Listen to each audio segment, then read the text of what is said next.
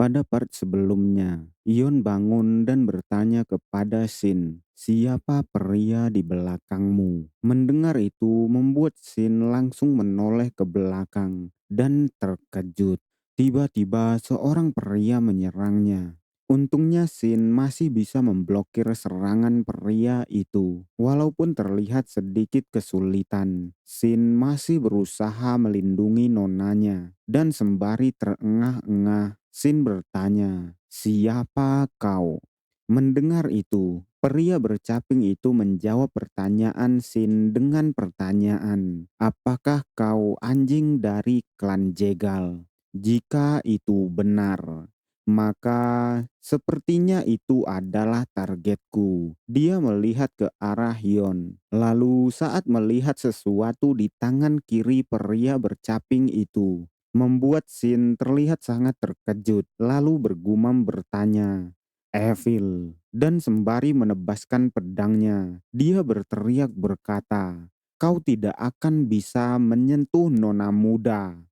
Tebasan Sin itu membuat pria bercaping itu terpental. Lalu sembari melihat pria itu yang terpental, Sin bergumam berkata, "Tubuhku melemah. Aku tidak yakin apakah aku bisa mengalahkannya dalam keadaan ini. Tapi jika aku kalah, nona muda akan dalam bahaya." Karena Sin terus menghalanginya, pria bercaping itu berkata, "Aku tidak disuruh untuk membunuhmu juga. Tapi jika kau menggunakan kimu dalam keadaan itu, kau akan mati." Merespon itu, sembari memasang kuda-kuda, Sin berkata, "Mati untuk tuannya adalah kegunaan seorang pengawal. Apa kau pikir kau bisa melewatiku?" Lalu Sin melesat dan berteriak berkata, "Dragon Dance." Dia menebaskan pedangnya berkali-kali ke arah pria bercaping itu. Tapi pria itu dengan santai menghindari semua tebasan Sin, lalu bergerak sangat cepat ke hadapan Sin. Membuat Sin terkejut. Pria itu berkata, "Kau terlalu lambat dengan kesombonganmu." Dan saat Sin sedang terkejut, tiba-tiba pedangnya melayang ke udara, terhempas oleh tebasan pria bercaping itu, membuat Sin terlihat terkejut karena dia dapat dikalahkan dengan mudah. Lalu, sembari menebas Sin, pria itu berkata, "Inilah akhirnya." Pria itu dapat menebas sebelah mata Sin, dan karena tebasan pria itu, darah Sin terciprat ke udara. Lalu dia terjatuh sembari berteriak, menahan sakit di matanya. Dan melihat Sin yang terjatuh, pria itu berdiri di depannya dan berkata, "Lalu sekarang." Tapi sebelum pria itu menyelesaikan kalimatnya, Sin mencengkram kakinya dan berkata, "Tidak, aku tidak bisa membiarkanmu pergi." Mendengar itu, pria itu berkata, "Dasar bodoh.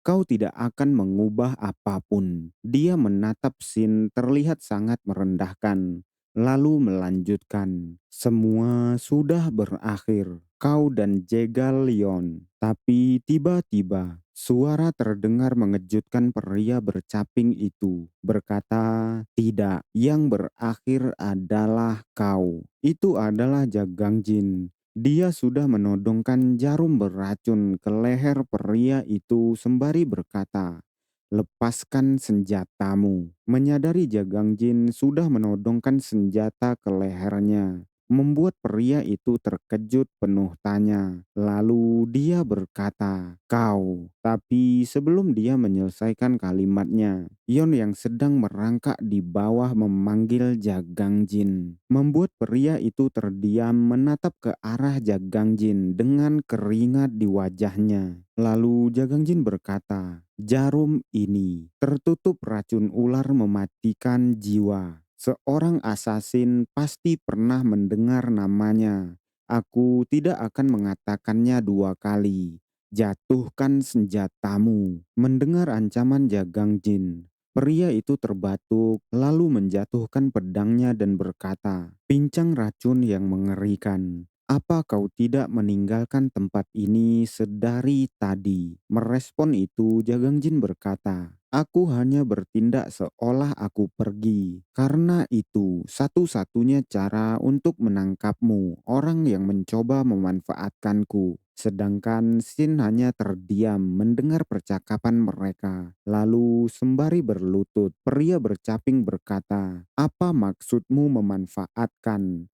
Aku hanya diperintahkan untuk melenyapkan Jegalion. Mendengar itu, Sin bertanya, apa? Siapa yang berani memberimu perintah untuk menyakiti pewaris klan? Merespon itu, pria bercaping berkata, aku tidak bisa memberi tahumu. Dan Jagang Jin yang mendengar itu berkata, kau harus mengatakannya, atau kau akan kehilangan nyawamu. Merespon Jagang Jin, pria bercaping itu berkata, aku tidak mengerti. Jegalion diberi perintah untuk mengejar si pincang racun yang mengerikan. Bukankah kau dan dia bermusuhan? Kenapa kau menghentikanku menyingkirkan musuhmu? Merespon itu, Jagang Jin berkata, karena aku tidak berpikir tujuanmu hanya untuk membantuku. Mendengar Jagang Jin, pria itu berkata, tidak ada yang namanya tujuan sederhana di Murim. Semuanya dibelokkan berdasarkan cara penafsirannya masing-masing. Karena kau tidak bisa berbuat apa-apa, sebaiknya ambil untung saja. Mendengar itu, Jagang Jin bertanya, apakah kau pikir aku ingin mendengar omong kosongmu? Pilihanmu hanya ada dua.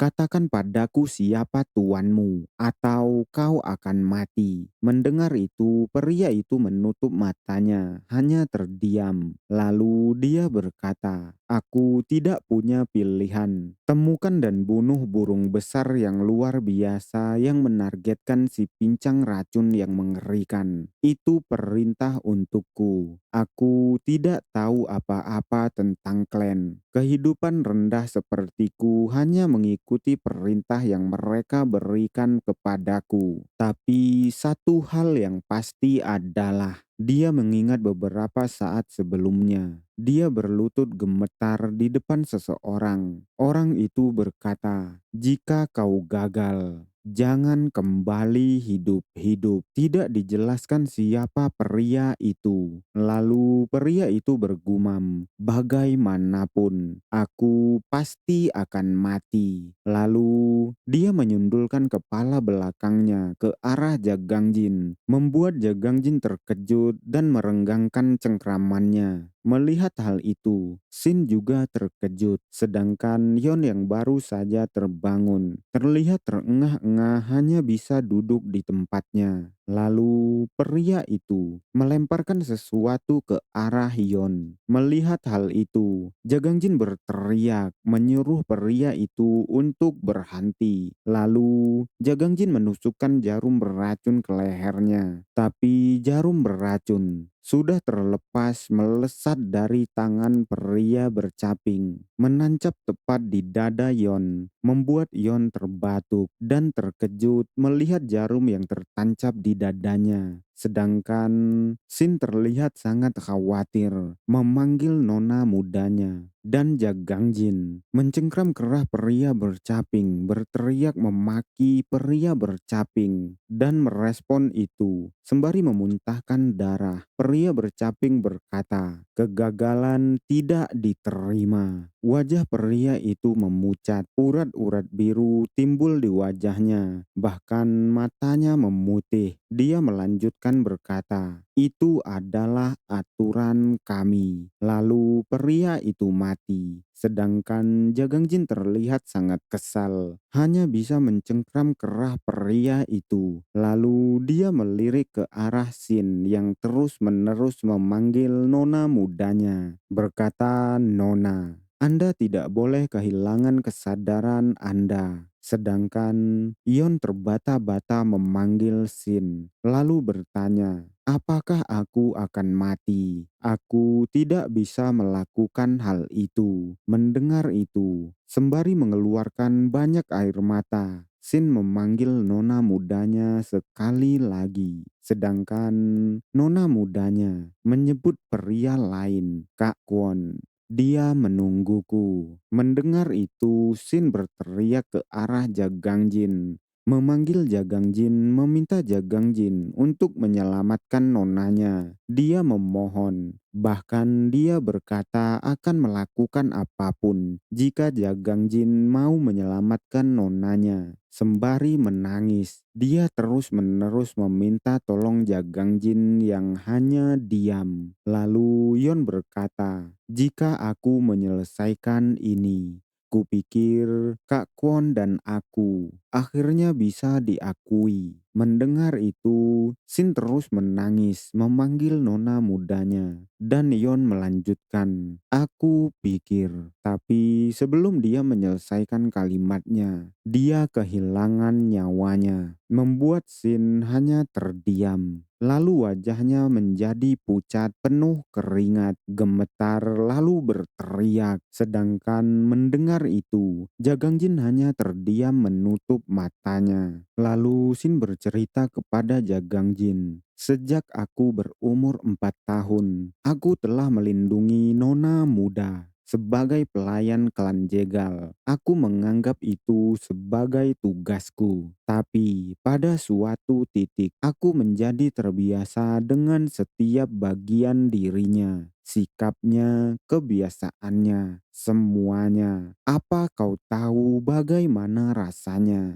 Merespon itu, Jagang Jin berkata, "Aku tidak tahu." Dan Sin melanjutkan, "Aku menjadi lebih terbiasa dengan orang lain daripada dengan diriku sendiri. Aku memiliki seseorang untuk dilindungi yang aku hargai lebih dari nyawaku sendiri. Itu adalah tipe orang yang hilang dariku hari ini. Seseorang yang sudah seperti dunia bagiku." Mendengar itu, Jagang Jin hanya terdiam dan Sin terlihat kehilangan semangat hidupnya melanjutkan. "Apa menurutmu plot berbahaya ini ada hubungannya dengan orang yang mencoba memanfaatkanmu?" Menjawab itu, Jagang Jin berkata, "Itu mungkin karena mereka mengetahui informasi orang dalam aliansi. Mereka mungkin terkait erat dengannya." Mendengar itu, Sin berkata, "Lalu, ketika aku kembali, aku tidak akan bersaksi dengan informasi apapun yang dapat membantumu membuktikan bahwa kamu tidak bersalah. Aku juga tidak akan mengatakan bahwa seorang pembunuh mengakhiri hidup nona muda. Dengan begitu, mereka yang merencanakan untuk membunuh nona, kami akan mencari tahu kenapa mereka memutuskan untuk melakukan hal ini." Merespon itu, Jagang Jin berkata, "Itulah yang kuinginkan." Dan Sin berkata, "Putri dari klan Jegal sudah mati. Harganya akan lebih keras dari yang kau bayangkan." Menjawab itu, Jagang Jin berkata, "Ini adalah beban yang harus kutanggung sendiri."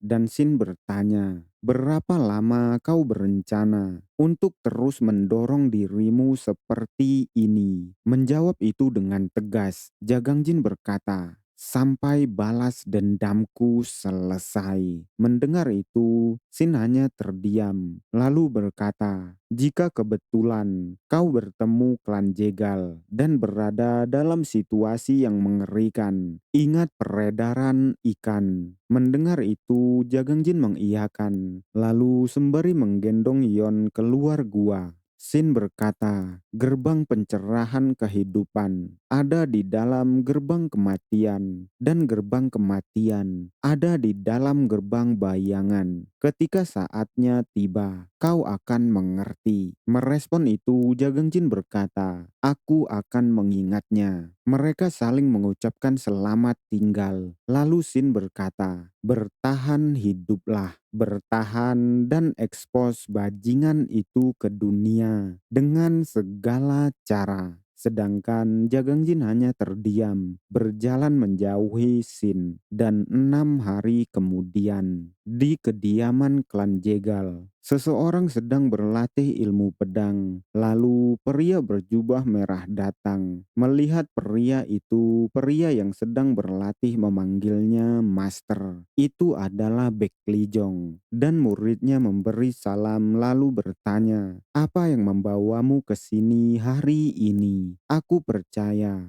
Aku akhirnya mencapai ambang pintu Sky God Blade. Aku masih belum mahir, tapi..." Dan sebelum dia menyelesaikan kalimatnya, Baek Lijong menepuk pundaknya dengan wajah yang sangat sedih. Melihat hal itu, muridnya bertanya, "Ada apa, Master?" Lalu kita dialihkan kepada seseorang yang berteriak meminta dirinya untuk dibunuh karena dia tidak bisa melindungi nona muda. Itu adalah Shin. Dia meletakkan Yon di tengah-tengah keramaian, membuat semua orang panik memanggil Yon. Bahkan ada yang menangis. Shin terus berkata, "Tolong eksekusi aku." Dan tiba-tiba, langkah kaki seseorang yang terlihat tergesa-gesa mendekati mereka sembari berkata, "Bagaimana hal seperti ini bisa terjadi?"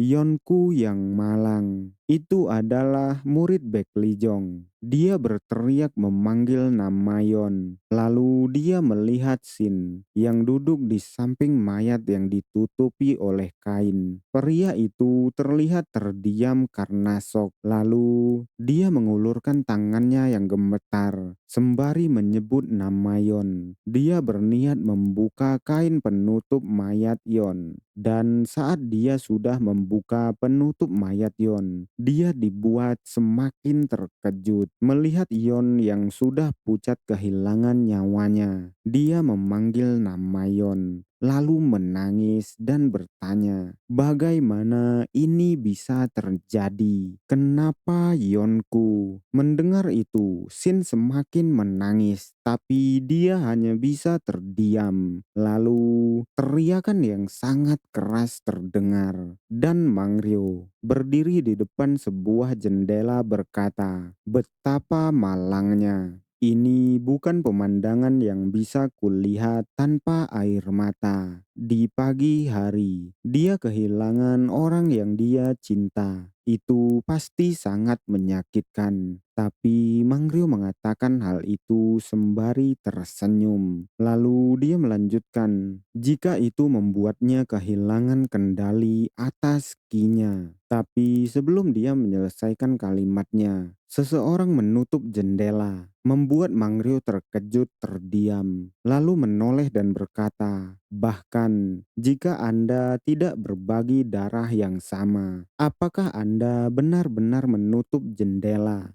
hanya karena tidak ingin mendengar tangisannya?" Itu adalah Baek Lijong. Dia menutup jendela dengan telekinesis. Dan dia berkata, "Tidak ada yang konyol seperti air mata pada pria dewasa. Aku hanya berdoa agar kejadian ini membuatnya menjadi pria yang lebih kuat." Mendengar itu, Mangrio berkata, "Bukankah Anda terlalu dingin? Anda tahu dia sedang melangkah menuju kematian. Mungkin Anda seharusnya memilih orang lain selain Jack Gallion." Mendengar itu, Baek Lijong bertanya, "Apa ada kebutuhan untuk melakukannya?" Dan menjawab itu, Mangrio berkata, "Pemimpin sekte Baek Lijong, apakah Anda?" Tapi sebelum dia menyelesaikan kalimatnya, seorang pria masuk berteriak memanggil pemimpin sekte, lalu berkata, "Klan Jegal ada di sini." Tapi sebelum dia menyelesaikan kalimatnya, seorang pria berdiri di belakangnya. Pria itu berkata, "Apakah pemimpin sekte Bek ada di sini?" Merespon itu, Baek Lijong berkata, "Kau datang." Dan mendengar Baek Lijong, pria itu berkata, "Tidak perlu berdiri. Dia adalah penanggung jawab kedua klan Jegal, Jegal Myong, dari mata pemusnahan." Dia berkata, "Klan Jegal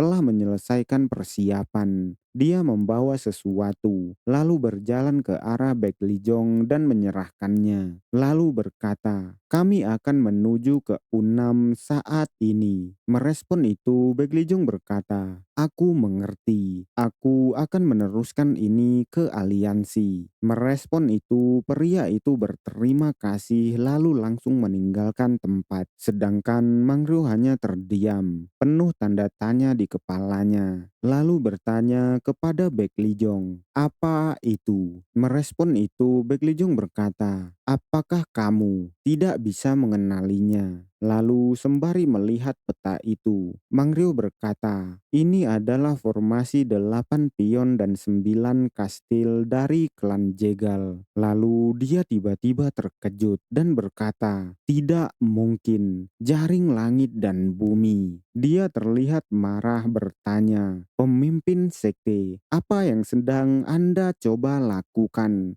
Bagaimana Anda bisa mengatur sesuatu seperti ini tanpa saya?"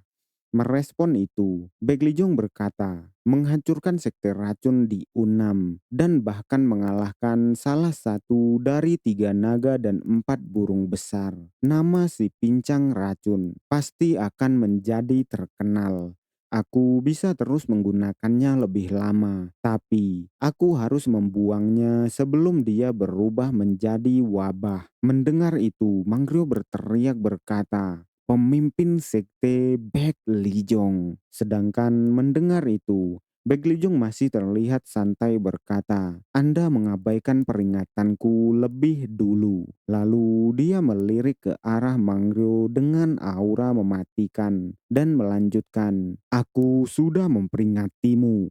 Jangan menginjakkan kaki ke Sichuan. Apakah kau pikir aku tidak tahu bahwa kau telah pergi ke sana?" Mendengar itu membuat Mangryo terkejut dan hanya diam. Lalu dia menundukkan kepalanya dan berkata, "Aku hanya bekerja dengan mereka untuk mengembangkan racun baru." Merespon itu, Beklijong berkata, "Penasehat militer SIM, jalankan rencananya." Mendengar itu, penasehat SIM terkejut bertanya, "Rencana?" Lalu Bek Lijong terdiam dan berkata, "Pernikahan antara burung es besar, murid Ratu Pedang, dan murid agung Bek Likwon." Mendengar itu, membuat Mangryo terkejut dan berkata, "Anda bertujuan untuk ini sejak awal." Mendengar itu, Bek Lijong tersenyum. Lalu Mangryo bergumam berkata, "Li Jongbek berencana untuk membawa Ratu Pedang ke sisinya dengan memasangkan kedua murid itu bersamaan. Dalam hal itu, Jegalion yang sangat dekat dengan Bek Likwon mengganggu rencananya.